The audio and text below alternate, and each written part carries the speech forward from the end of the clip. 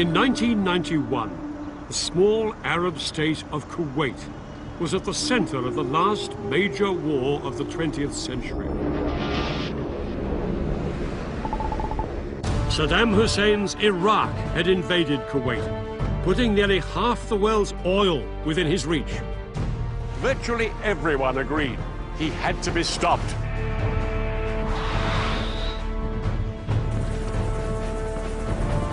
Over 1 million troops faced each other across the battlefield. Revolutionary new technology like stealth bombers, cruise missiles and precision-guided bombs would make this a battle unlike anything anyone had seen before.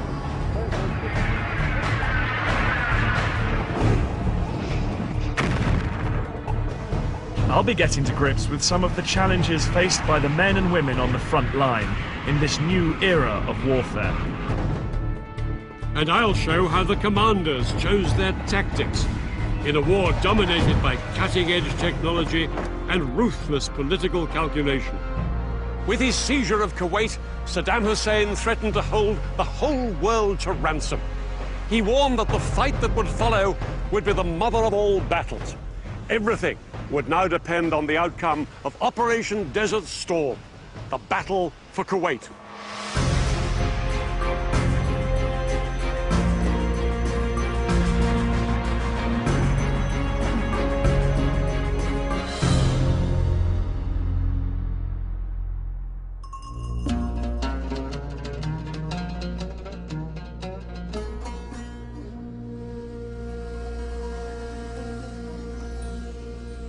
In the early hours of August 2nd, 1990, Iraq's army shocked the world by invading its neighbor, Kuwait. They smashed through the defenses on the border and headed straight down this road towards the capital, Kuwait City. Kuwait's tiny army was unable to mount any serious resistance.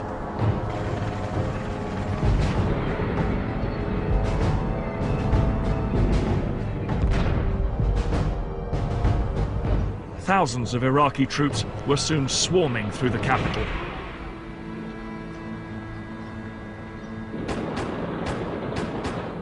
At around 4:30 a.m., just hours after the start of the invasion, Iraqi troops arrived here at the Parliament building. The guards were taken completely by surprise, and within minutes, Kuwait's parliament had been captured. The ruler of Kuwait, the emir, along with most of the royal princes, abandoned their palaces and fled. By the end of the day, the entire country of Kuwait was completely overrun, as thousands of Iraqi troops continued to pour across the border. And they were all obeying the orders of one man, Saddam Hussein.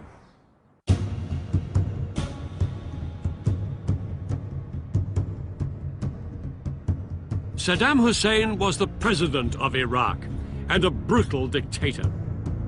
For 11 years, he had enforced a violent regime that murdered and tortured without hesitation. He'd built up the fourth largest army in the world, with over 1 million troops. But his regime was in serious trouble. Not least because an 8-year war with his neighbor Iran had left him with a mountain of debt.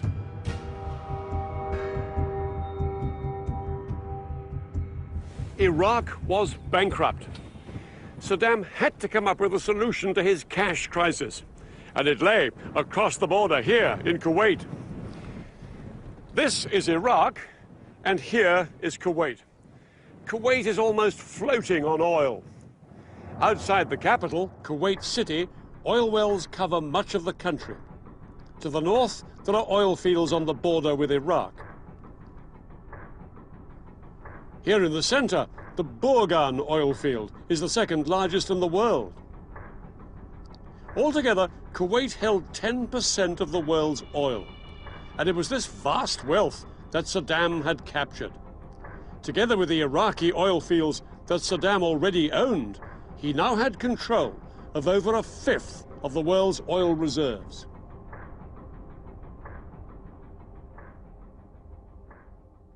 Saddam gambled that Western leaders did not have the stomach for a Middle East war and would have to accept his occupation of Kuwait. But he was in for a rude shock. This will not stand. This will not stand, this aggression against Kuwait. What has happened is a total violation of international law.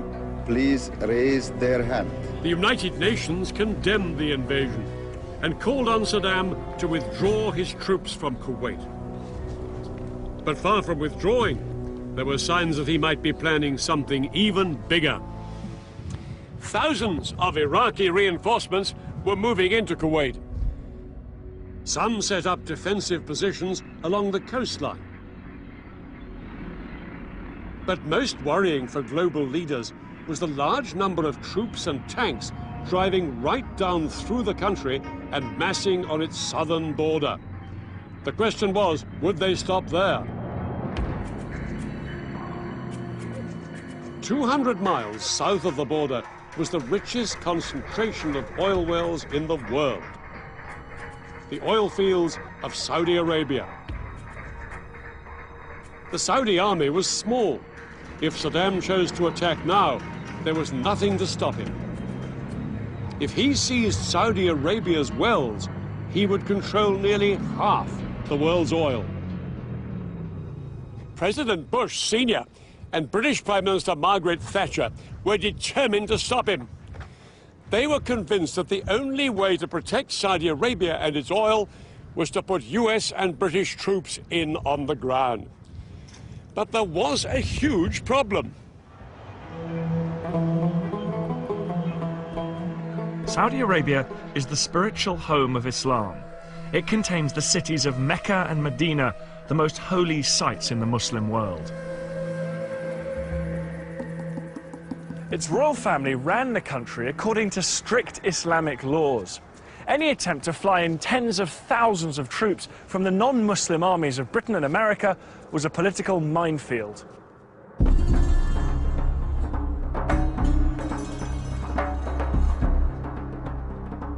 On August the 6th, 1990, just 4 days after Iraq had invaded Kuwait, a top-rank White House team flew to Saudi Arabia to meet King Fahd. They offered to fly in thousands of US troops to defend the kingdom. King Fahd knew his meager forces couldn't stop Saddam Hussein if he chose to invade. And so, despite the risk of huge anger from devout Muslims, he immediately gave the Americans the invitation they wanted.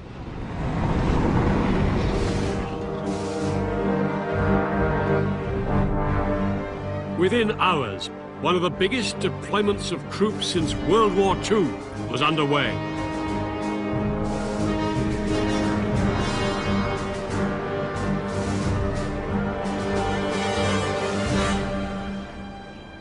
More than 250,000 American and British troops from bases in the US and Europe headed for the deserts of the Middle East.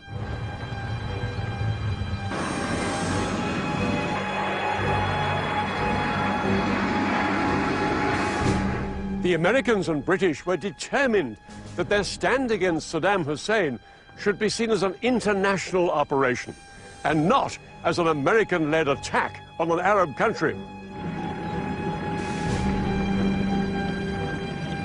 In the coming months, troops from over 30 countries would take their place alongside the Americans and British in the Saudi Arabian desert. It was an extraordinary coalition that even included several Arab states like Egypt and Syria. But it was the Americans that dominated. The man in charge was called General Norman Schwarzkopf. He was a giant of a man with a keen intellect. He also had a fiery temper, and he set the tone with one of his first public comments about Saddam Hussein. If he dares come across that border and come down here, I'm completely confident that we're going to kick his butt when he gets here. Schwarzkopf was a tough talker, but he knew he faced a mammoth task.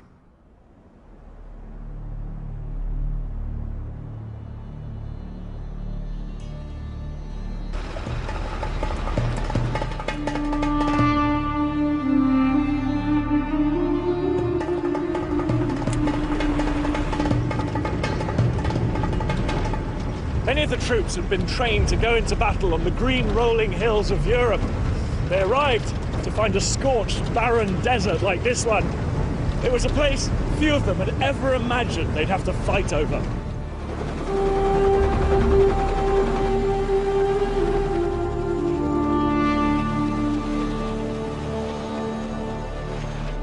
The sand clogged their engines, they got in their food, and no one was even sure it was stable enough to take the weight of the big American combat vehicles.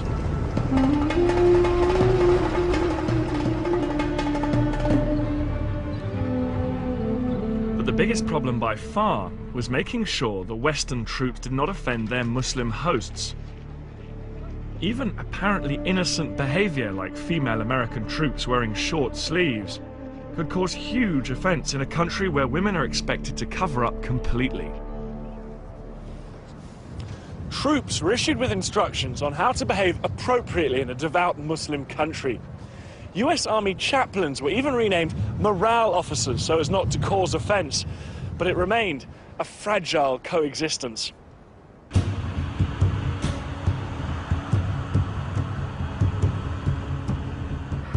An Iraqi attack on Saudi Arabia remained a constant fear for the coalition. But it was the stories about the actions of Saddam's army inside Kuwait that outraged world opinion. They brought a reign of terror to Kuwait, including summary executions in the street.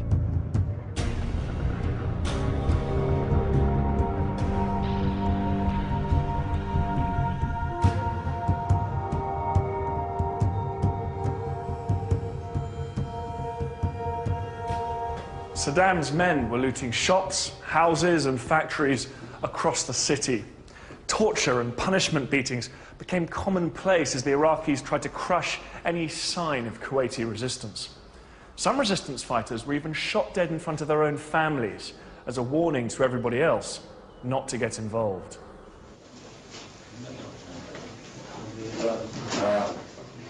Western civilians living in Kuwait and Iraq had been rounded up and taken to Baghdad as hostages.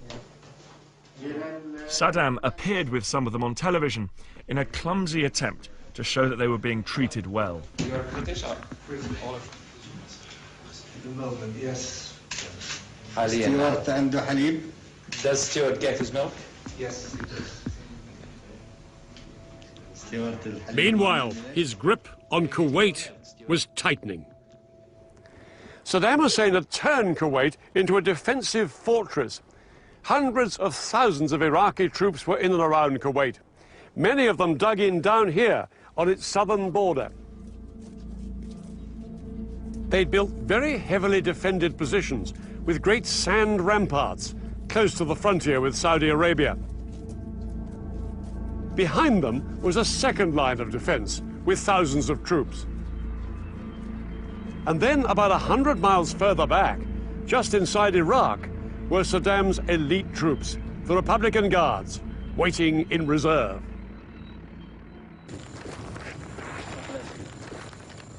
By November 1990, world leaders had run out of patience with Saddam.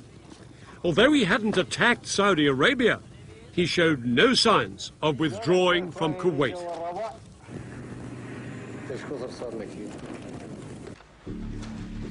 So the UN Security Council passed a new resolution that changed the coalition's mission dramatically.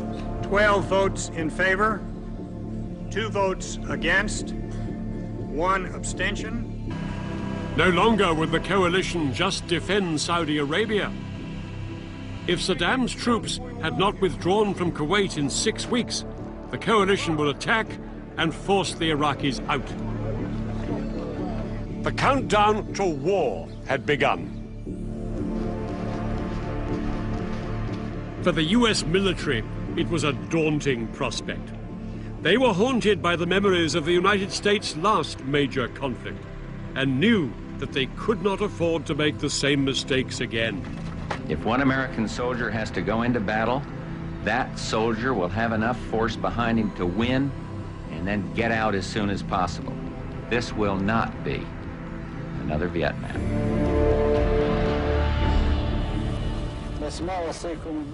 But Saddam was determined that that was exactly what it would be. He calculated that if the Americans attacked, his best hope was to inflict massive casualties on the US troops.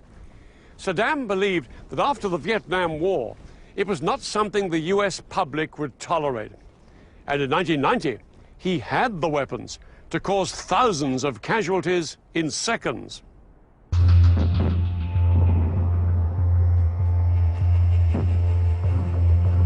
Just 2 years earlier, in March 1988, the Iraqi army had attacked a Kurdish village in northern Iraq, using a mixture of mustard gas and the nerve agent sarin. 5,000 people were killed, and thousands more suffered terrible injuries.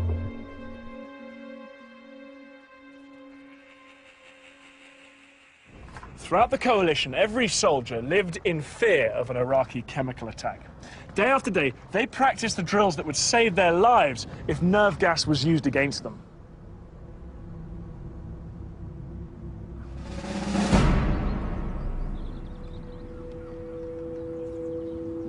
To understand more about what this meant to the coalition troops, I joined a British Army training exercise.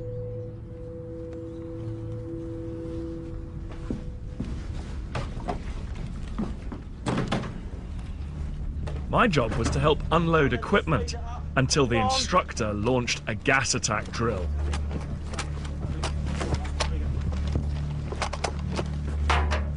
Gas, gas, gas!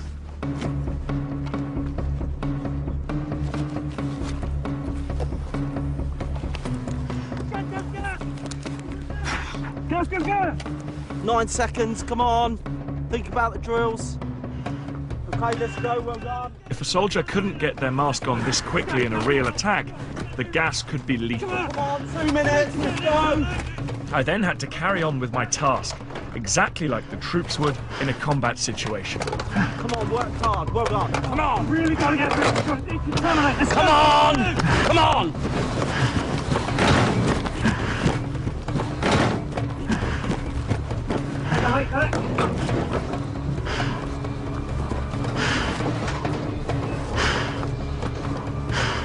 This side.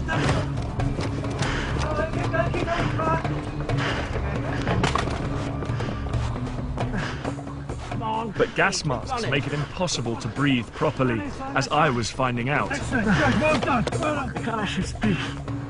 I'm not getting enough air in here. 2 minutes! Come on, well done, well done.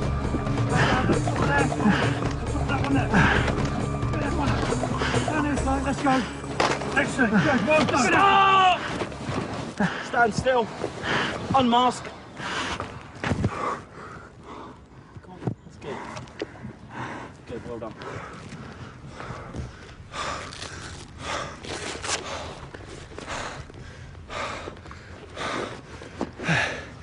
There's just no air in there at all. And the idea of fighting something like a battle under those conditions is absolutely unimaginable, and that's a lot harder than what I was just doing there, those shuttle runs. The idea of spending hours on hours in this get-up, charging across hills, is extraordinary.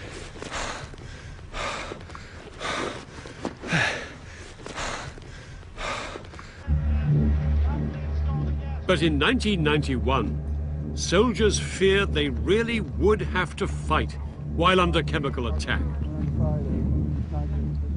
Some of them were already suffering heat exhaustion just from wearing gas masks in training.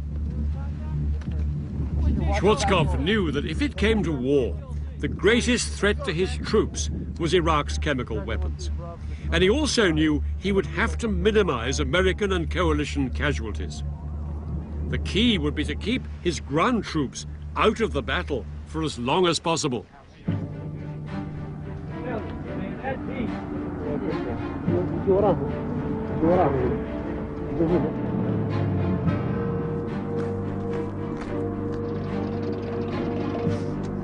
Schwarzkopf's plan was to launch a colossal air attack on Iraq itself and on its forces on the ground, to try and force Saddam to abandon Kuwait. But if this didn't persuade Saddam to leave, Schwarzkopf knew that he would have to take a far more risky step. He'd have to order his forces to fight their way into Kuwait. And some of the experts predicted that this would cost thousands of American lives. His strategy would call upon the full might of the United States Armed Forces. More and more of the world's most sophisticated aircraft, tanks, and weapons were arriving in the Gulf. And 6 American aircraft carriers with over 400 planes would be positioned within striking distance of Iraq and Kuwait.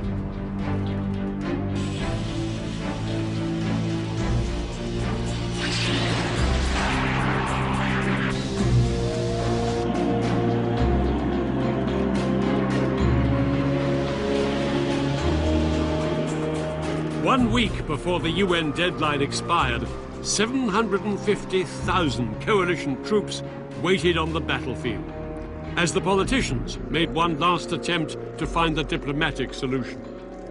The US Secretary of State, James Baker, met Iraq's Foreign Minister, Tariq Aziz, in Geneva.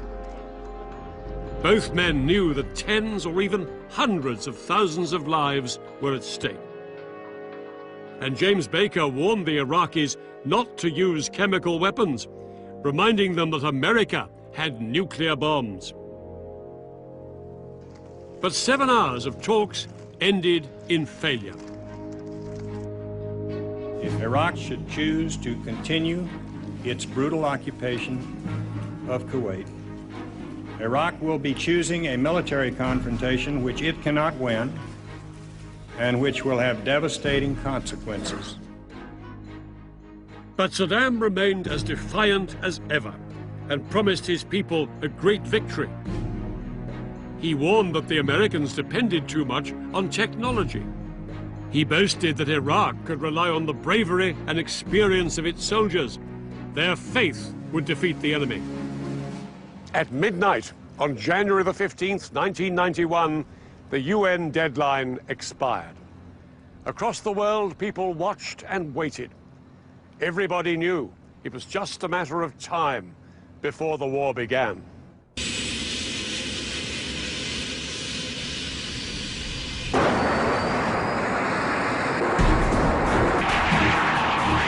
In the early hours of January the 17th, 1991, hundreds of coalition aircraft took to the skies and headed for their targets.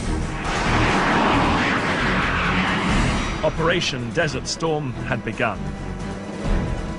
British RAF pilots in low-flying Tornado aircraft carried bombs designed to crater Iraqi runways.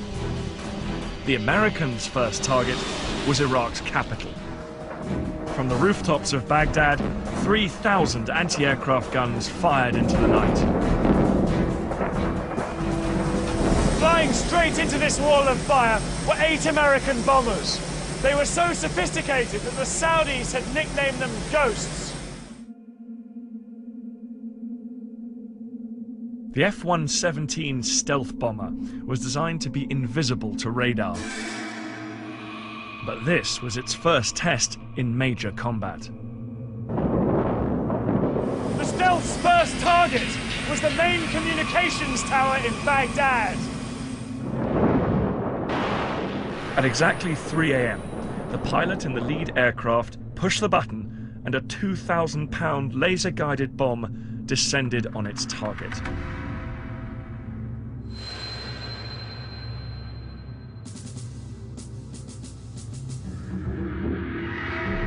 Across the city, the ground shook as 14 more bombs from other stealths hit their targets.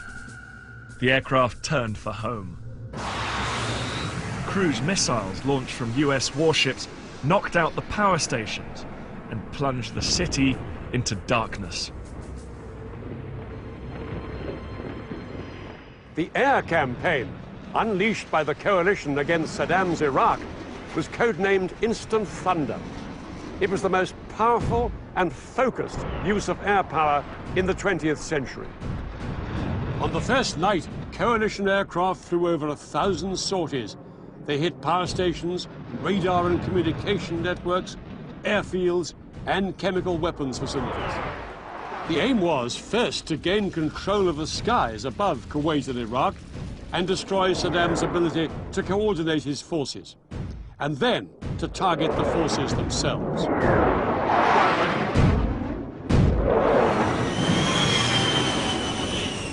Guided in by laser, a bomb launch from planes like these could explode within 3 meters of its target, even from a range of 7 miles.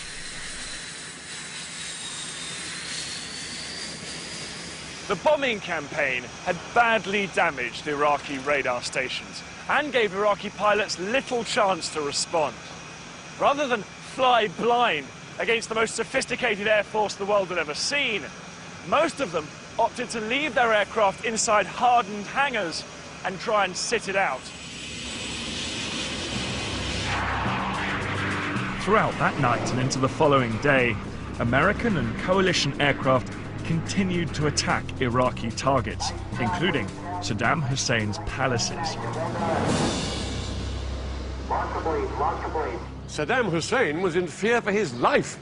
He moved between safe houses to avoid the coalition attacks. But in public, he would not be cowed. On Baghdad radio, he declared that the mother of all battles had begun. And in secret, he ordered his army to launch the weapon that he hoped would blow the coalition apart. Its target was a country over 700 miles from Kuwait.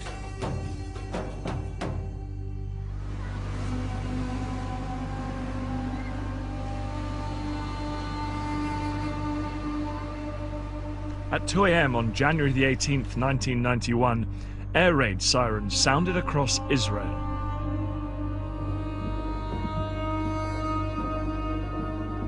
They warned of a Scud missile attack from Iraq heading for Tel Aviv, Israel's biggest city.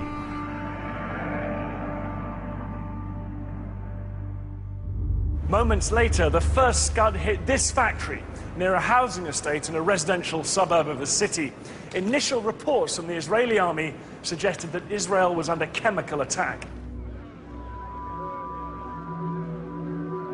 In the confusion and panic, people all over the city put on their gas masks. Some even injected themselves with the antidote to nerve gas. Saddam Hussein's attack on Israel was an act of ruthless calculation. He hoped Israel would retaliate. If it did, Israel would then appear to be on the same side as the Arab nations in the coalition. Saddam's hope was that the Arabs' hatred of Israel would make this unthinkable for them. They would withdraw from the coalition, and the coalition would collapse. From Washington, senior White House officials called the Israeli defense minister, urging him to show restraint. For hours, the whole world held its breath, waiting to see how the Israelis would respond. 8 Scuds had been fired at Israel that night, and by daybreak, residents were still on alert. But reports of a chemical attack had turned out to be a false alarm, and remarkably, nobody had been killed by any of the missiles. Under huge pressure from the White House, the Israeli Prime Minister, Yitzhak Shamir, agreed not to retaliate, at least for the time being. In return, the Americans promised to make the destruction of the Scud missile launchers inside Iraq their top military priority. The Scud hunt was on.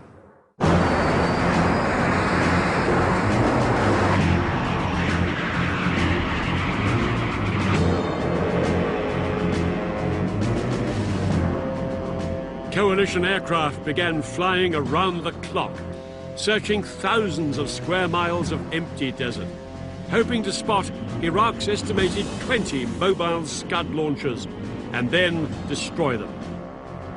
For the American commander, General Schwarzkopf, it was a tough challenge. Finding the mobile launchers is like finding a needle in a haystack, as you can well imagine.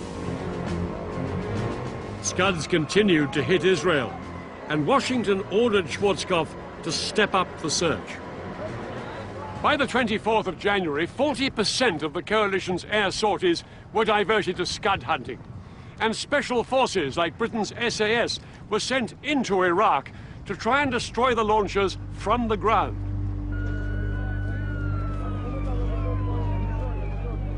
The Scud attacks on Israel went on, but still they failed to break up the coalition as Saddam hoped.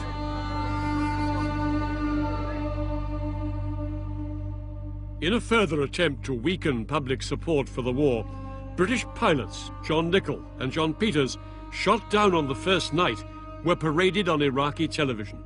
They had been tortured and were forced to denounce the war. I think this war should be stopped so we can go home. I do not agree on this war with Iraq. The pictures provoked condemnation across the world and only inflamed Western public opinion against Saddam. Saddam was unable to prevent the air campaign systematically destroying his army.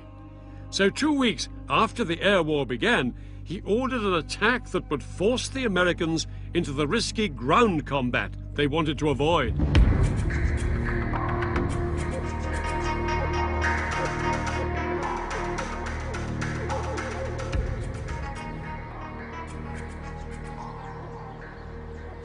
At around 8:30 p.m., Iraqi troops broke cover from their positions here in Kuwait and headed down there towards the Saudi border.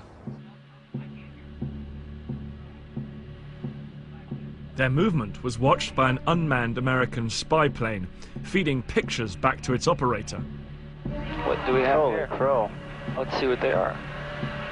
Man, this is something. Here we go. Closer, closer. And 2,253 hours. They've crossed the border. Crossed in Saudi Arabia. King Fahd's gonna be pissed. Fahd baby's gonna be pissed. He's gonna be hot. Yeah. The coalition had complete control of the skies over Kuwait, but not a single aircraft was close enough to stop the Iraqis. Where's our air? This is ridiculous. Frickin' bomber couldn't ask for any better target than that. The Iraqis took the coalition by surprise. They met little resistance and seized the Saudi town of Khafji, about 10 miles down the road. Go for it. Just a puff of smoke. Yep. Right to the right of that.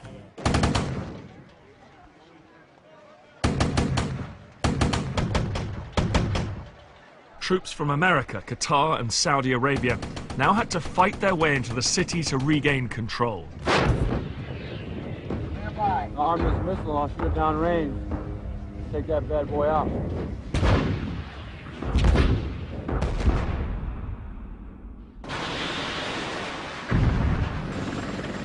And when air support finally arrived, they had a decisive advantage. I certainly would not want to be an Iraqi troop up there. Aircraft are swarming over that battlefield like gnats. After 2 days of fighting, coalition troops finally regained control. An estimated 38 Iraqis were killed and hundreds more captured, but the coalition had suffered too. In their first taste of ground combat, 43 coalition troops, including 25 US Marines, were killed. For some, it had been a sobering experience. I never expected that kind of fear, but you have to overcome it. Because if you don't overcome it, it's just like being defeated without actually being killed or anything like that.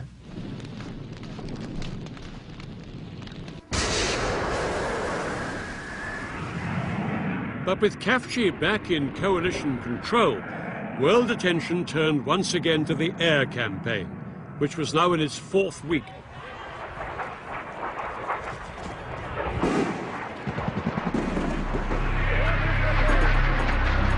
Television audiences across the world had become hooked on the extraordinary footage being beamed into their homes around the clock. It was all part of the public relations war.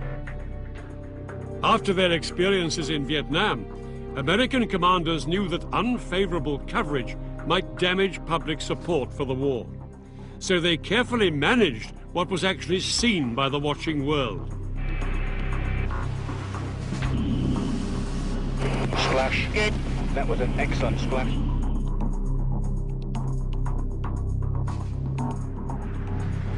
The American general who commands all the Allied forces in the Gulf has said that Operation Desert Storm has been going according to plan. The aim was to portray the war as clinical and bloodless, with so-called smart bombs making surgical strikes. I'm now going to show you a picture of the luckiest man in Iraq on this particular day. Keep your eye on the crosshairs, right through the crosshairs. And now in his rearview mirror,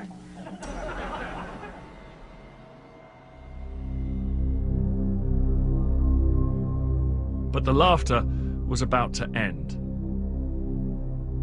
In the early hours of February the 13th, 1991, 2 stealth bombers flew towards the Al Amariya bunker in the suburbs of Baghdad on what was supposed to be a routine mission. Shortly after 4:30 a.m., they released 2 laser-guided bombs. Exactly as planned, the bombs dropped down a ventilation shaft and exploded deep inside the bunker to maximize destruction. The trouble was, it was packed with over 400 civilians. American criminals! Why? For what the war? For what the war? Hundreds had been killed, many of them children. Pictures of the disaster were broadcast around the world. I miss my wife and my children. Is that fair? Nobody says something to stop this massacre. It was a terrible mistake. Coalition air planners had believed that the Al Amariya bunker was being used by Iraqi commanders, not civilians. These images of so many dead civilians and their distraught relatives shattered the myth that this was a bloodless war, and it forced Schwarzkopf to curtail the bombing of Iraqi cities for fear of causing more civilian casualties.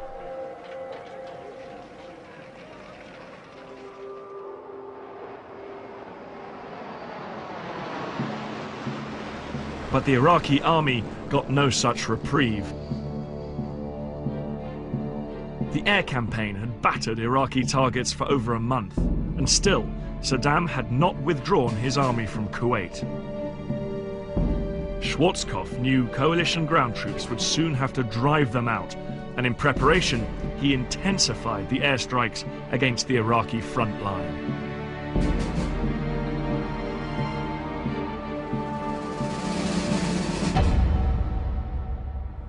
There was nothing smart about this bombardment. Old-fashioned planes, like the giant B-52s that had flown over Vietnam, dropped old-fashioned explosives and napalm on the Iraqi positions. When a canister of napalm hit the ground, it exploded in a mass of burning jelly, which incinerated anything it touched and sucked the air out of everyone's lungs within 50 meters. Coalition airmen flew around-the-clock bombing missions attempting to destroy 50% of the Iraqi armor. We're trying to get ready for the ground troops to go in.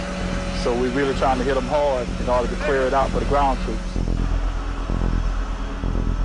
We sent out 300 or 400, 500 bombs a day. Some of them weigh 1,000 pounds apiece, so it's unreal the tonnage going out here.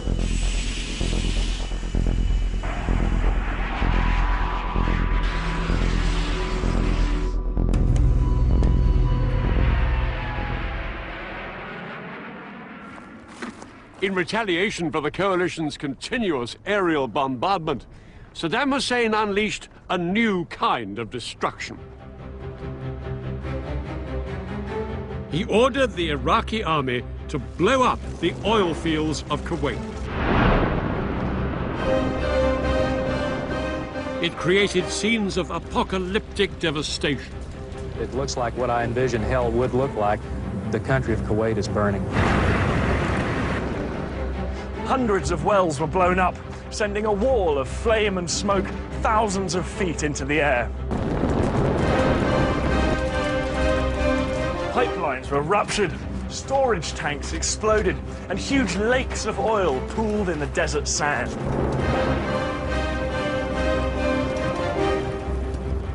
Choking black clouds filled the air, and day turned to night as the smoke blocked out the sun.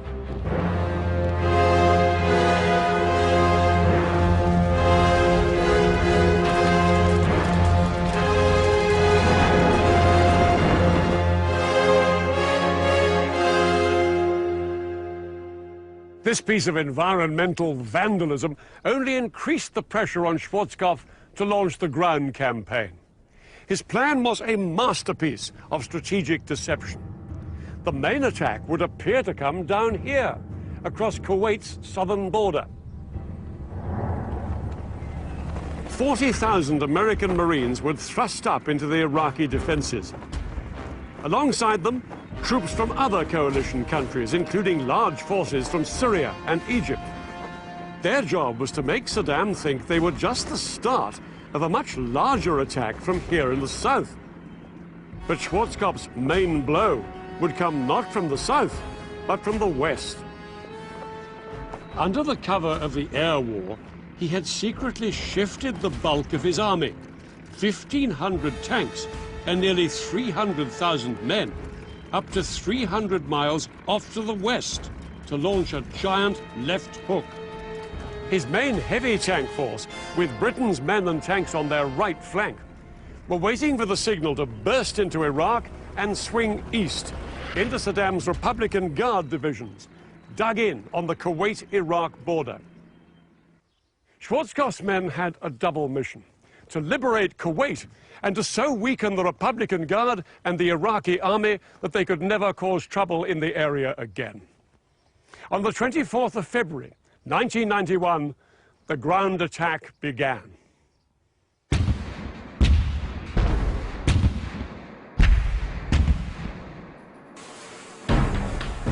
Out in the Gulf, the big guns of the US warships began a massive artillery barrage onto the Kuwaiti coastline.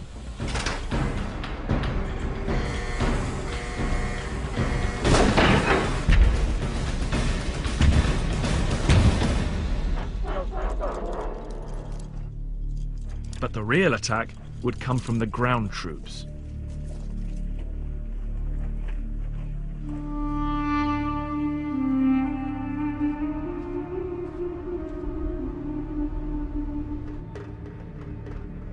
And the first to go in would be the US Marines. This is it. Have fun. Got an American flag in this pack right here we're going to raise in Kuwait.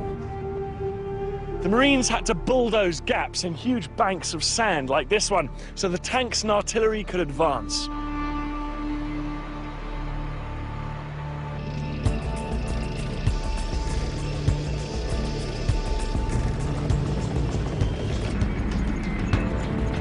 As the first troops went in, none of them knew what would happen.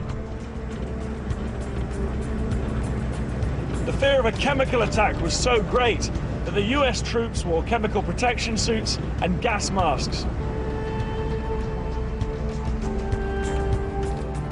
In front of them, they expected vast minefields and tens of thousands of Iraqi troops in heavily defended, entrenched positions.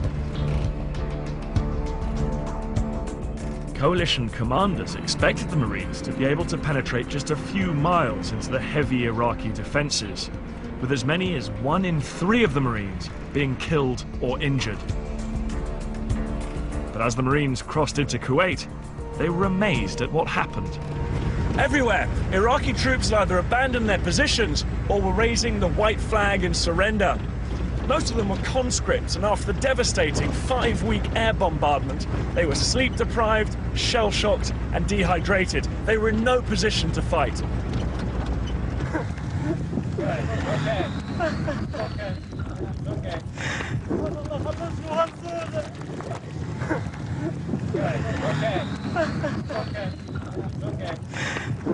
All right. Hey, let's go! Get up here! The Marines continued forward into Kuwait. There was little resistance, and nearly everywhere their progress was unopposed. Right now, I feel sorry for the people that are remaining on the enemy side because we're going to wipe them out. It's just a matter of time. The Marines were scoring a major success in their thrust up here into Kuwait, almost too successful. They and the Arab forces to the east and west of them were fast heading for Kuwait City. There was now a risk that some of the crack Iraqi units, like the Republican Guard up here, might retreat before Schwarzkopf's army could destroy them. So he brought forward the timetable for his main attack. He ordered his big left hook, including Britain's tank force, to go in 15 hours ahead of schedule. The British would go for Kuwait, and the US tanks would head for the Republican Guard.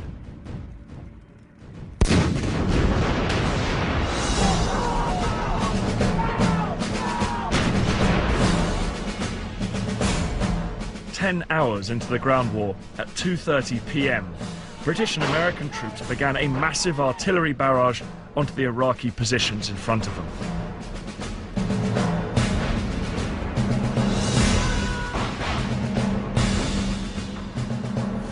One of their key weapons was the multiple launch rocket system.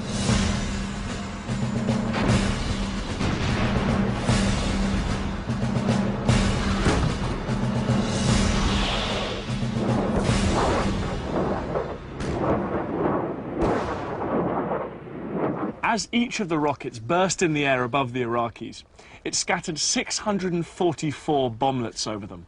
It was as if they were being showered by hand grenades.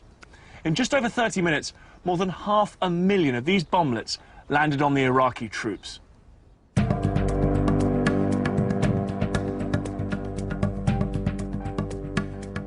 As the artillery died down, more than 150,000 coalition troops and over 1,500 tanks began their advance.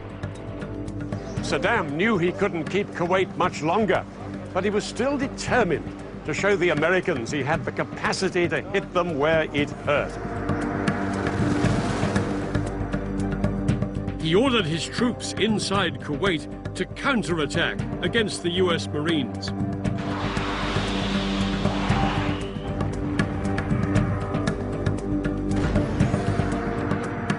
But they couldn't match the Americans' firepower, nor halt their relentless drive towards Kuwait City. However, Saddam still had one last sting in his tail.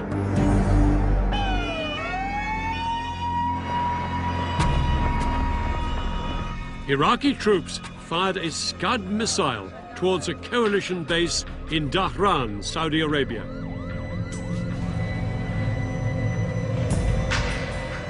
The resulting explosion killed 28 Americans, and 100 were left wounded.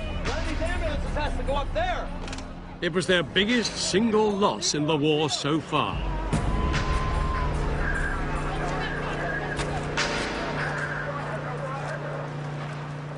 Despite this incident, the British and American troops had to keep up the speed of their advance. Saddam's army was collapsing by the minute, and every minute counted if Schwarzkopf was to be able to destroy the bulk of Iraq's military equipment before it escaped.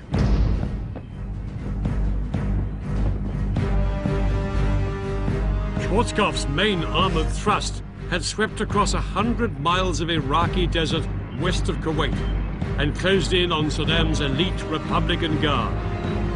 Finally, at 4 p.m. on the 26th of February, they came face to face. A gunner in one of the lead vehicles spotted a line of Iraqi tanks on the horizon. The US tank commander realized that he was heading straight for a major Republican Guard position. The gunner in the lead American tank quickly fired off a shot at one of the Iraqi tanks. Seconds later, the American commander watched as the shell landed directly on the target. The Iraqi tank exploded, throwing a man out through the hatch, engulfed in a ball of flame. Within seconds, the other American tanks had opened fire. In just a few minutes, the Republican Guard's position had been obliterated.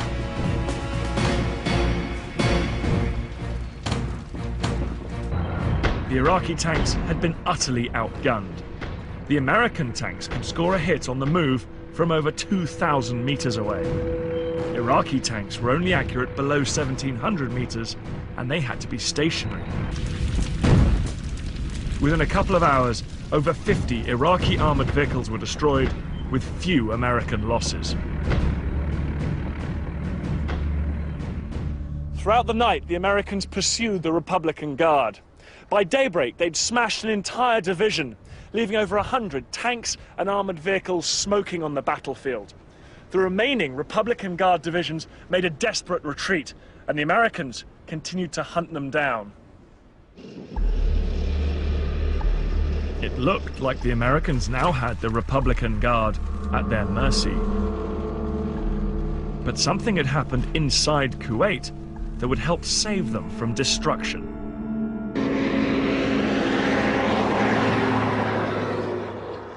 Iraqi troops had been fleeing from Kuwait City in any vehicle they could get their hands on. American commanders were determined to stop them. It led to one of the most controversial episodes of the war. Using laser-guided bombs, pilots attacked Iraqi vehicles along a stretch of this road leading north from Kuwait City. This created a roadblock, and behind it, hundreds of vehicles became trapped in a giant traffic jam. This made them totally vulnerable to the American aircraft overhead. Some of them were so desperate to escape that they drove off across the desert. Every available American aircraft was ordered into the attack, with devastating results.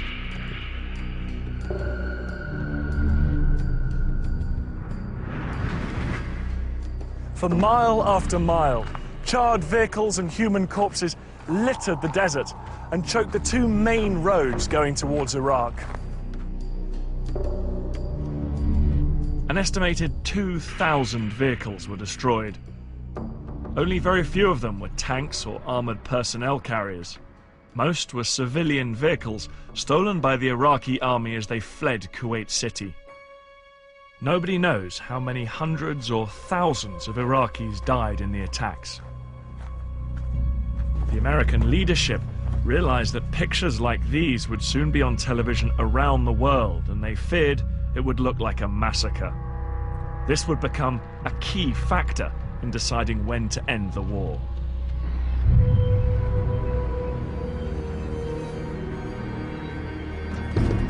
"36 hours later, coalition troops led by units from Kuwait's own army arrived in Kuwait City.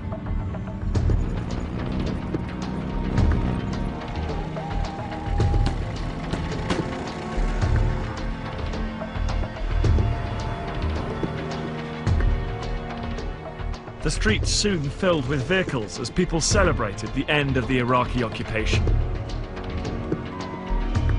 Welcome in Kuwait! Welcome, Mr. Bush! Welcome!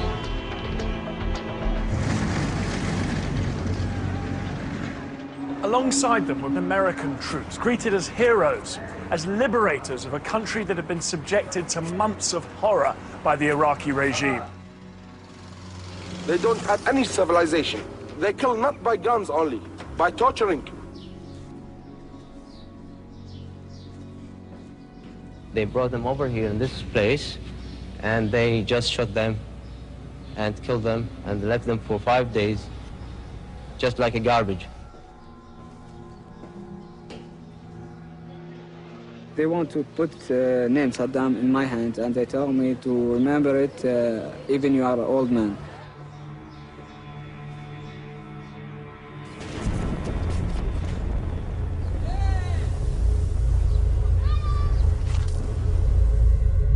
With the liberation of Kuwait, the main political goal of the war had been achieved. But the Republican Guard had not yet been destroyed. However, President Bush feared that continuing to bomb a retreating enemy might give the impression that America was behaving like a bully. And so, on February the 28th, 1991, Bush declared a ceasefire.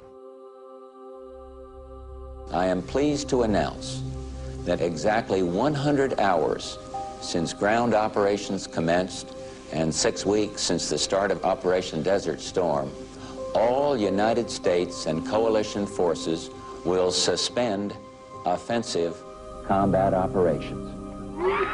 The Gulf War was over.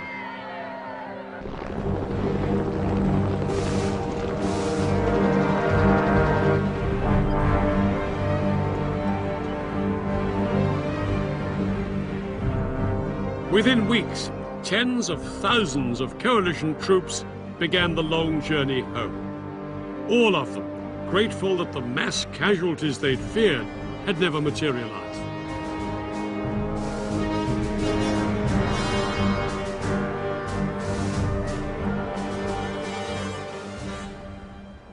In total, 248 coalition troops were killed, far less than anyone had dared hope.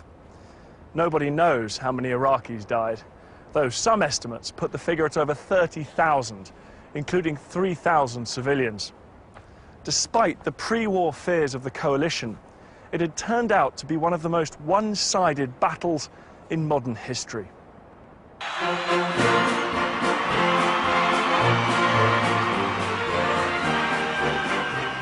Schwarzkopf and his men returned home to a hero's welcome.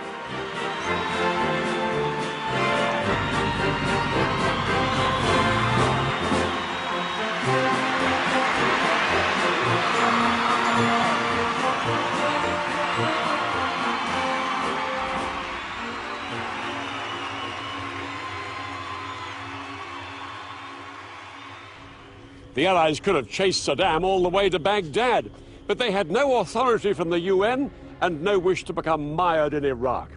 Instead, they hoped that Saddam would now be too weak to be a threat.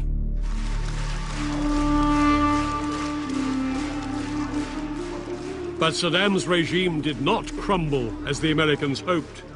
He crushed two uprisings that followed the end of the war and remained in power for another 12 years.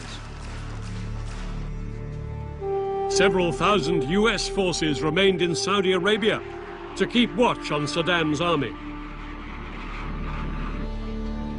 Osama bin Laden has claimed that it was this presence of US troops in the Muslim Holy Land of Saudi Arabia that motivated him to launch a series of attacks against American interests. This culminated in the events of September the 11th, 2001. President Bush's son, George W. Bush, was now in the White House, and in response to the 9/11 attacks, he declared a global war on terror. As part of this war, he launched a US and British-led invasion of Iraq in 2003, which ousted Saddam Hussein from power. Thousands of British and American troops remain in Iraq to this day, dealing with the consequences. No one knows when they will return home.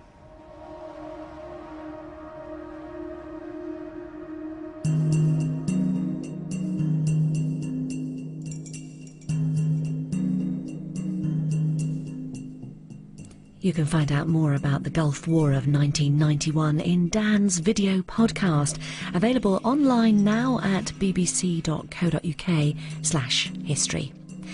Next tonight on BBC Two, Jack D hosting Have I Got News for You?